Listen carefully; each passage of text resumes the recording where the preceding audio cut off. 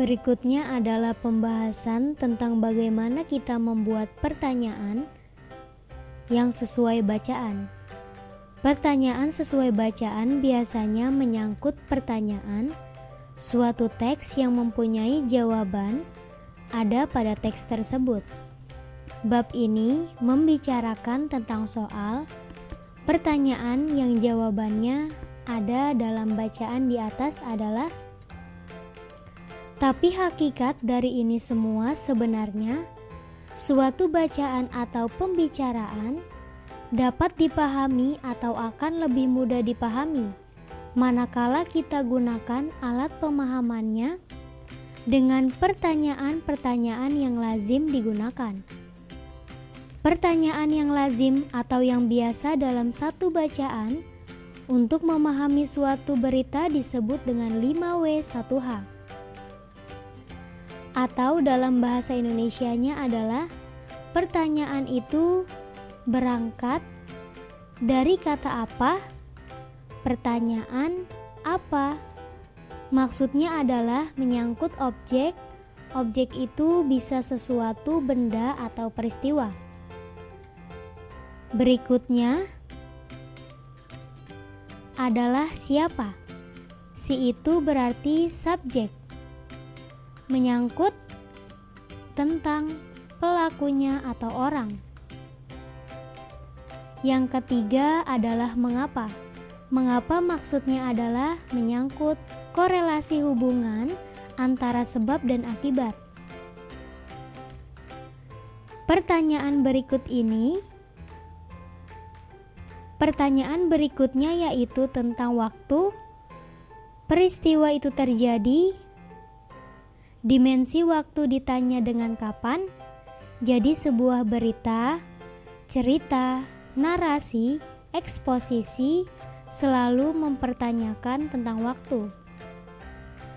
Selanjutnya adalah dimensi tempat ditanya dengan kata di mana. Variannya ini cukup banyak, pastinya ada dari mana, kemana, dan lain-lain. Dan yang keenam adalah bagaimana.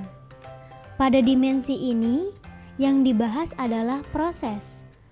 Pertanyaan-pernyataan ini merupakan alat agar kita bisa memahami bacaan atau pembicaraan dan agar kita mengetahui hal atau materi yang dilakukan itu apa, siapa, bagaimana hal itu bisa terjadi, kapan dan di mana hal itu terjadi. Kita bisa memberi contoh satu teks tentang kata-katanya seperti itu untuk memahami teks berikut.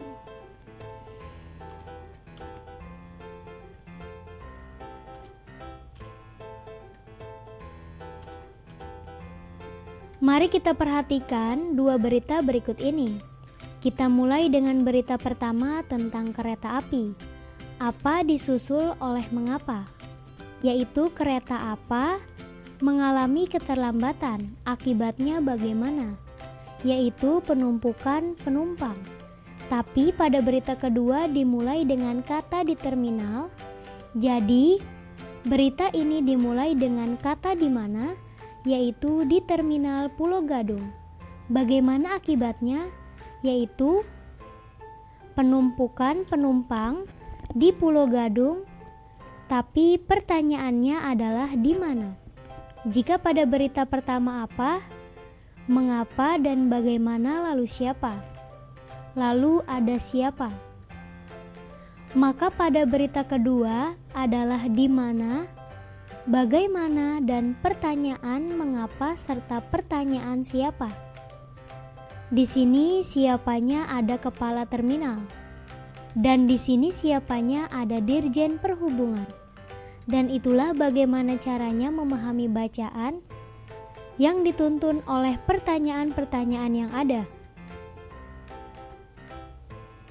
Pertanyaan-pertanyaan tadi juga tentunya ketika ada jawabannya bisa untuk menanggapi bagaimana sebuah berita atau sebuah artikel atau sebuah diskusi kita tanggapi, termasuk dalam hal menanggapi apa yang terjadi sebuah berita atau artikel tersebut. Jadi secara ringkas, bisa dikatakan dengan kita dituntun oleh kata-kata tanya atau alat tanya seperti di atas. Kita bisa menanggapi sebuah berita atau menyatakan satu pendapat tentang opini yang ada pada bacaan tersebut. Kemudian kita juga mengoreksi tentang kalimat-kalimat yang menyimpang pada paragraf yang sedang kita baca karena tidak memberi jawaban pada pertanyaan-pertanyaan pokok atau memperjelas suatu kalimat pokok.